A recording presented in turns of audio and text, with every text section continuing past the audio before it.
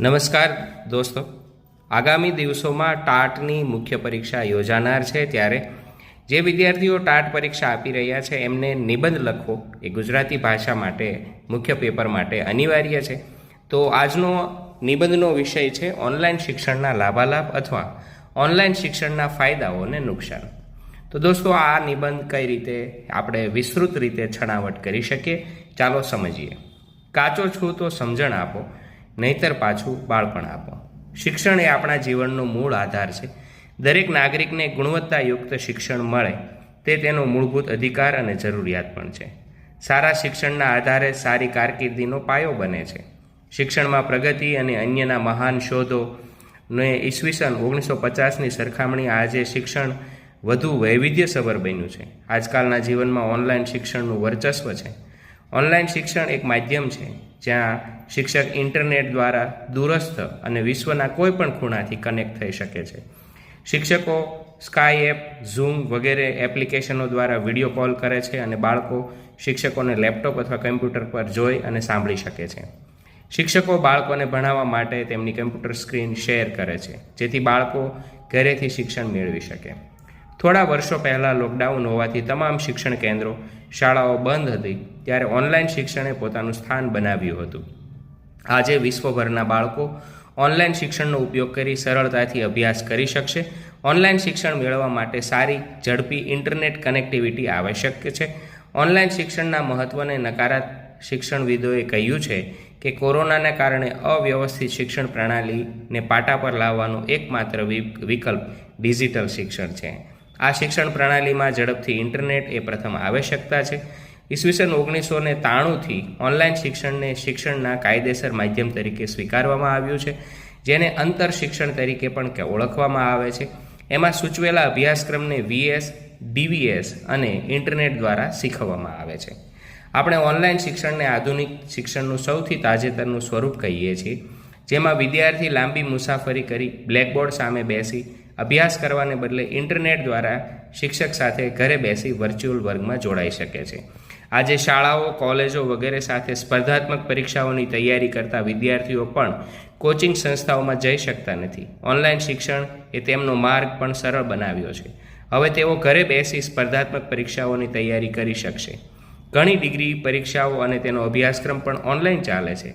આ માધ્યમના શિક્ષકનો મોટામાં મોટો ફાયદો એ છે વિદ્યાર્થીઓ માટે છે કે વિદેશના ભણવામાં જે અસમર્થ છે, વિશ્વના કોઈ પણ પ્રખ્યાત શિક્ષણ કેન્દ્રો સાથે સીધા કનેક્ટ થઈ શકે છે. આપણા જ્ઞાનને સુલભ અને ઘર સુધી લાવવાનું શ્રેય શિક્ષણના માધ્યમમાં છે. તેનાથી મુસાફરી ખર્ચ અને સમયની બચત સહિત થઈ શકે છે. સાથે સાથે વિદ્યાર્થીઓ દ્વારા પસંદ કરવા માટે હજારો વિકલ્પો છે. હવે તમે જો એક ક્લિક ઘરે બેસી અને શ્રેષ્ઠ ઓનલાઈન વર્ગોમાં કનેક્ટ થઈ શકો છો.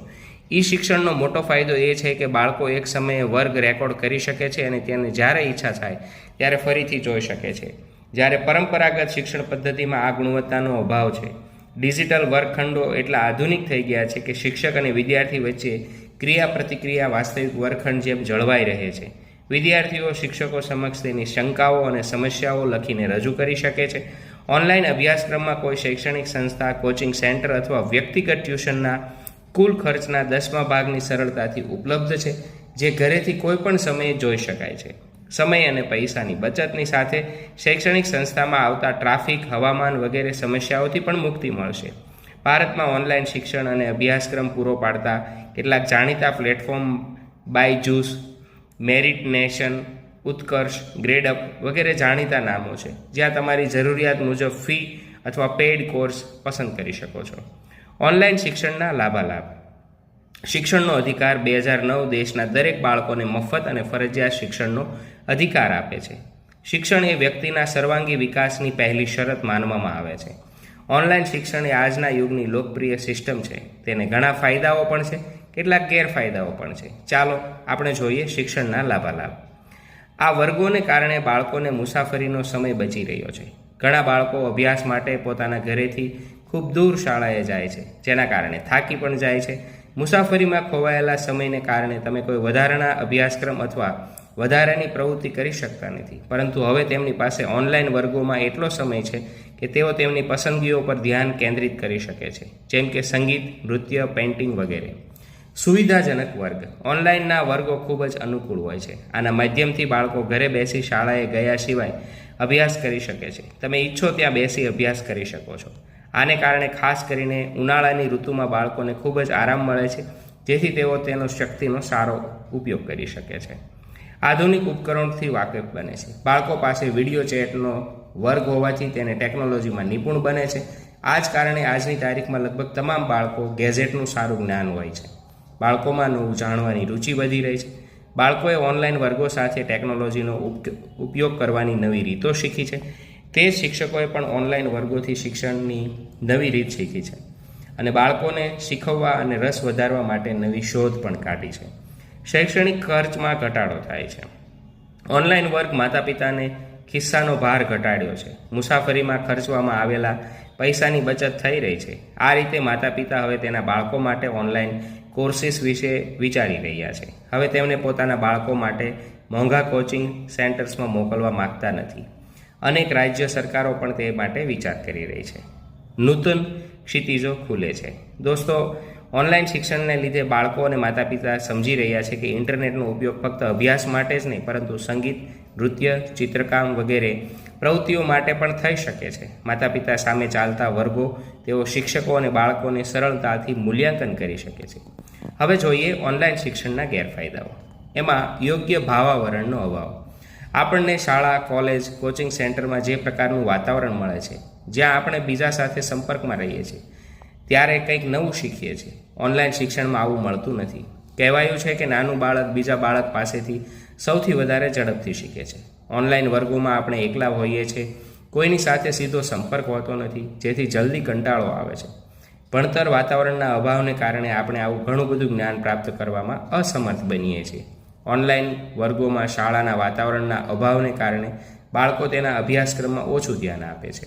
બીજું છે, અભ્યાસક્રમની ગાડી પાટા ઉપરથી ઉતરી પણ જાય છે. બાળકો તેના હાથમાં મોબાઈલ રાખી તેનો દુરુપયોગ કરી શકે છે, જેમ કે ગેમ રમે, અન્ય માહિતી ઓનલાઈન જાણવા માટે ક્યારેય જરૂર હોતી નથી. તેથી માતા પિતાએ તેને બાળકને મોબાઈલ આપ્યા પછી ભૂલી ન જતા વચ્ચે વચ્ચે તપાસતા રહેવું જરૂરી છે. શારીરિક આંખોને પણ નુકસાન થાય છે. ઓનલાઈન વર્ગોથી બાળકોની આંખો, આરોગ્ય પર અવળી અસર થઈ રહી છે. વધારે સમય મોબાઈલ કે લેપટોપ સામે રહેવાથી ઘણા બાળકો આંખોમાં બીમારી આવી રહી છે. નિરુત્સાહી વર્ગ. મનુષ્ય એક સામાજિક પ્રાણી છે. વિદ્યાર્થી કુદરતી રીતે ઓનલાઈન ટ્યુશન કરતાં ડાયરેક્ટ ટ્યુશન વધારે રસ લે છે. કેટલીક વાર બાળકો ઓનલાઈન ટ્યુશનમાં ઉત્સાહ લઈ શકતા નથી. ટોપર્સ અને અન્ય વિદ્યાર્થીઓને પ્રોત્સાહિત કરવા શાળા અને કોલેજમાં સ્પર્ધાઓ યોજવામાં આવે, જેના માટે ઇનામ પણ આપે છે, જેથી તેનો ઉત્સાહ યથાવત રહે છે. આ બાબતે ઓનલાઈન ટ્યુશનમાં શક્ય નથી. પ્રેક્ટિકલ એટલે વ્યવહારુ શિક્ષણનો અભાવ. વ્યવહારિક અનુભવ શિક્ષણની દ્રષ્ટિએ મહત્વપૂર્ણ માનવામાં આવે છે. ઓનલાઈન શિક્ષણમાં મોટાભાગે વ્યવહારુ અનુભવનો અભાવ છે. ઓનલાઈન શિક્ષણમાં એનિમેટેડ વિડીયોઝ, પ્રેક્ટિસ વિડીયોઝનો ઉપયોગ થાય છે. શાળામાં શિક્ષકો વિદ્યાર્થીઓને ભૌતિક પદાર્થોનો ઉપયોગ કરી શીખવે છે. વિજ્ઞાન જેવા વિષયો શીખવા માટે આવા પ્રયોગો ખૂબ જરૂરી બને છે. આ પ્રાયોગિક સ્પર્શ અધ્યયનમાં વિશેષ રુચિ પેદા કરે છે. ઓનલાઈન શિક્ષણમાં વ્યવહારિક જ્ઞાનની ગેરહાજરી હોય છે. મોંઘા ઇન્ટરનેટની પણ અનિવાર્યતા થાય છે. ઓનલાઈન ટ્યુશન માટે સારા ઇન્ટરનેટ નેટવર્કની જરૂર પડે છે. જે વિસ્તારમાં ઇન્ટરનેટની સુવિધાઓ ઉપલબ્ધ નથી, ત્યાં ઓનલાઈન શિક્ષણનું સંચાલન કરવું મુશ્કેલ બને છે. ખાસ કરીને ગ્રામીણ વિસ્તારમાં હાઈ સ્પીડ ઇન્ટરનેટની સુવિધા હજી ઉપલબ્ધ નથી, તેથી ત્યાં ઓનલાઈન શિક્ષણ ઉપલબ્ધ નથી. આમ ઓનલાઈન શિક્ષણની સૌથી મોટી સમસ્યા છે શિસ્ત પાલનની મર્યાદા. શાળામાં વિદ્યાર્થીઓ હંમેશા શિસ્ત પાલનનું પાલન કરે છે. વર્ગ કાર્ય અને હોમવર્કને એક નિશ્ચિત સમયે પૂર્ણ કરે છે, પરંતુ ઓનલાઈન શિક્ષણમાં નિયમિત શિસ્તનું પાલન જોવા મળતું નથી. દોસ્તો, આ હતો ટાટ એટલે કે મુખ્ય પરીક્ષા માટે બ્રેક ટાઈમ એજ્યુકેશન ચેનલ પર થયેલો આ શૈક્ષણિક વિડીયો. દોસ્તો, અહીંયા બ્રેક ટાઈમ એજ્યુકેશન ચેનલ પર જુદા જુદા શૈક્ષણિક વિડીયો, જુદી જુદી ભરતીઓની વિગતો આપવામાં આવે છે. તમે જો પ્રથમ વખત જ આ ચેનલ પર હોય તો આપને વિનંતી છે કે આ ચેનલને સબસ્ક્રાઇબ કરશો. એવા દોસ્તો સુધી આ લિંકને શેર કરશો જેઓ ટાટની મુખ્ય પરીક્ષા આપી રહ્યા છે. ફરીવાર મળીશું આવા જ કોઈ શૈક્ષણિક વિડીયો સાથે. જય હિન્દ, જય ભારત.